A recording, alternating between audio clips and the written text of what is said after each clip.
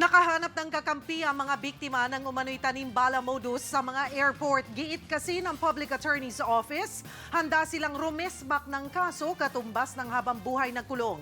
Umaaksyon si Benji Durango.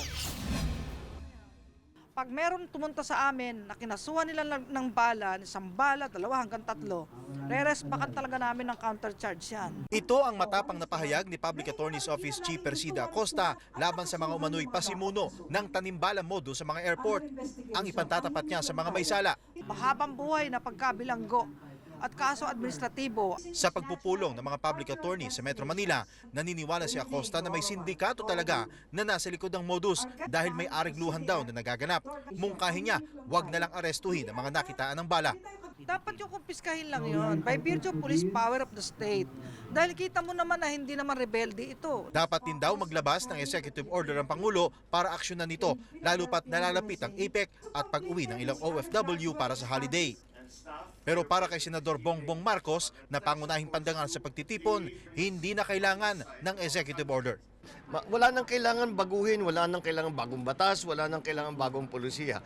Ay maliit ang kanilang ginawa, ito'y krimen ay dapat hulihin. Kung magpapatuloy daw ang iskandalo, hindi malayong tawaging inutil ang gobyerno tungkol sa issue. Ibig sabihin, wala silang ginagawang pagbabago doon sa loob.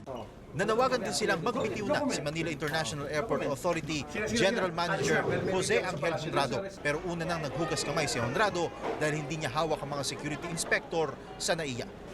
Umaaksyon, Benji Durango, News 5. At kaugnay po niyan, makakausap natin live si PAO Chief Attorney Persida Acosta. Magandang gabi po sa inyo. Magandang gabi sa inyo dyan. Opo. Attorney, ano po bang kaso ang maaari pong maisampa kung mapatunayan pong itinanim ang bala dito nga po sa mga pasahero? Kasong planting of evidence pursuant to Section 38 of Republic Act 10591, planting of ammunition. So ang parusa dyan ay reklusyon perpetua mula 30 taon hanggang 40 taon na pagkabilanggo. Yan ang tinatawag na habang buhay. Opo, so plano nyo po bang bigyan ng legal assistance ang mga lalapit po sa inyo na sangkot sa tanimbala? May tuturing po ba silang indigent para bigyan nga po ng libreng abogado ng pamahalaan? Ganito yun, meron tayong provisional limited assistance, no, temporaries doon sa mga immediate na ini-inquest.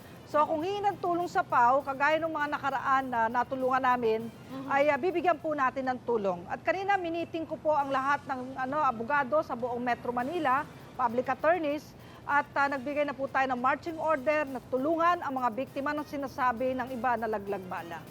So pasok po doon sila sa criteria, maaari pong mabigyan ng tulong kahit nga po itong mga pasaherong to ay nakakalabas naman po ng bansa. I mean, may kakayanan po sila na magbayad ng abogado. Opo, kasi sa batas natin sa PAO, meron tayong exigency of the service, meron tayong temporary assistance, hanggang sa makakuha sila ng kanilang private lawyer. Ang importante, habang kinukustodiya sila, iniimbestigahan sila, meron silang lawyer na magtatanggol ng kanilang karapatang pantao.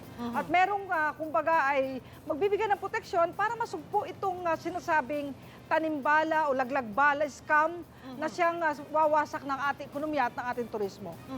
Attorney Persida, iminumungkahi nyo rin po yung confiscation na lamang po ng mahuhuling bala. Hindi po ba nasa batas dito po sa RA 10591 o Comprehensive Firearms Act na yung pong possession ng ammunition ay may 6 to 12 years na pagkakakulong? So ano po ang magagawa nyo rito? Ito po ba'y kailangan pang amyendahan?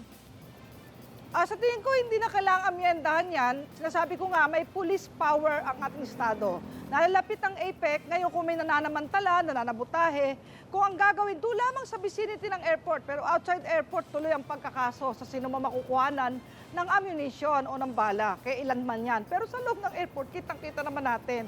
Lalo yung mga babae, mga OFWs, mga dadalaw lamang sa mga mag-anak, biglang makikitaan ng bala sa bag, na sinasabi lang wala naman silang dalang bala, na alam naman nilang i-screening yung bag na yan eh. May makikita dyan eh kung may dala sila. So ang punto doon, para masugpo yung scam na sinasabi na yan, at yung panunuputahin nila sa ating ekonomiya, ay makakapaglabas ng kautusan ang ating pamahalaan na for confiscation. Dahil ang prosecutorial arm ng ating pamahalaan ay under din sa ating mahal na Pangulo. So you're encouraging po the President na maglabas ng executive order on this? Oo, kasi kailangan yan eh. Dahil alam mo, malapit na ang APEC.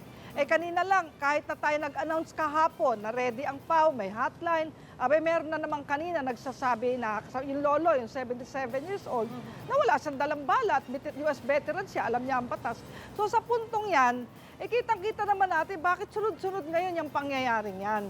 Bakit kaya? Anong motibo ng ganyang mga pangyayari? Dati namang walang ganyan. Alright, marami pong salamat sa inyong oras, Attorney Persida Acosta. Be sure to come back. News 5 everywhere. Copyright 2015.